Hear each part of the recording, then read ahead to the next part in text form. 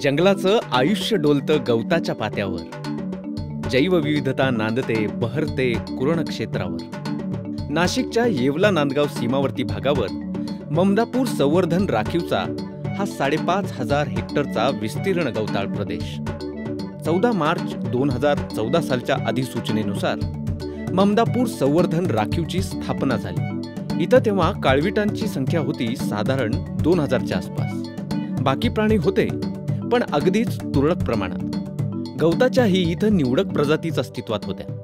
जेव्हा महाकॅम्पचे आमचे PCCF Tembhurnikar sir यांनी जेव्हा व्हिजिट केली तर त्यांच्या संकल्पनेतून एक महाराष्ट्रातली पहिली गवत रोपवाटिका विकसित करावी, कारण अशी गवतांचे रोप पुरवणारी रोपवाटिका अख्ख्या महाराष्ट्रात कुठे नाहीये। वनाधिकाऱ्यांच्या हे लक्षात आलं होतं की ममदापूर भागातील जैवविविधता संवर्धनासाठी गवत कुरण विकास हा मैलाचा दगड ठरणार आहे।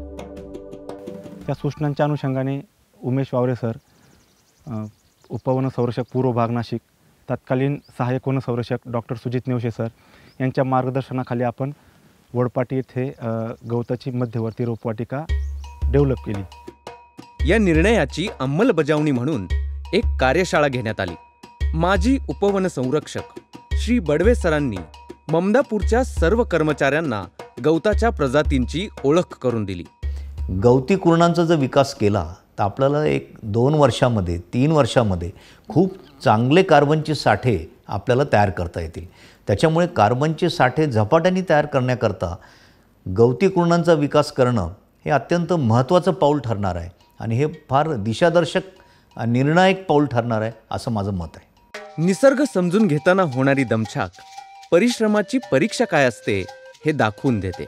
ममदापूरच्या वडपाटी रोपवाटिकेत गवतांच्या प्रजातींची बियाणं जमवण्यासाठी, नवी रोपं तयार करण्यासाठी खडतर प्रयत्न सुरू होते। तेव्हा प्रात्यक्षिक करताना अक्षरशः वनकर्मचाऱ्यांनी स्वतःला यात अहोरात्र झोकून दिलं। दशरथ, हेमाटा, मद्रास अंजन, लाल डोंगरी, पांढरा डोंगरी, मार्वेल, दीनानाथ, धामण इत्यादी गवतांच्या प्रजातींची बियाणं जमवण्यात आली। त्यांची विशिष्ट पद्धतीने लागवड करून नवी रोपं तयार करण्यात आली।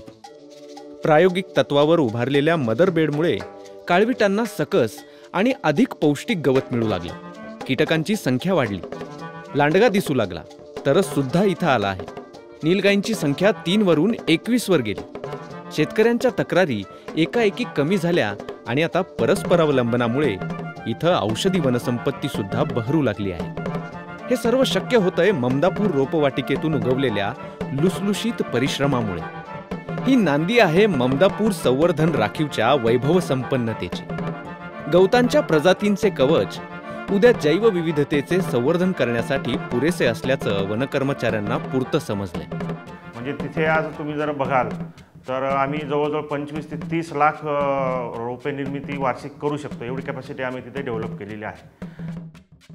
आणि या सगळ्यांनी खूप चांगली मेहनत केलेली आहे।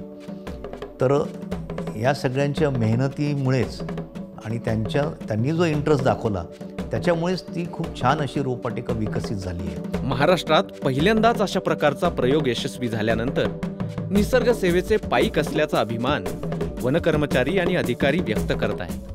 तिथली माती आणि तिथलं जिओलॉजी जर बघाल अतिशय निकृष्ट दर्जाची आहे, तरी पण तिथे जर सक्सेस होत असेल तर हीच समजा रोपं किंवा इथली जर बियाणं जर चांगल्या ठिकाणी गेली तर तिथे किती सक्सेस रेट मिळेल।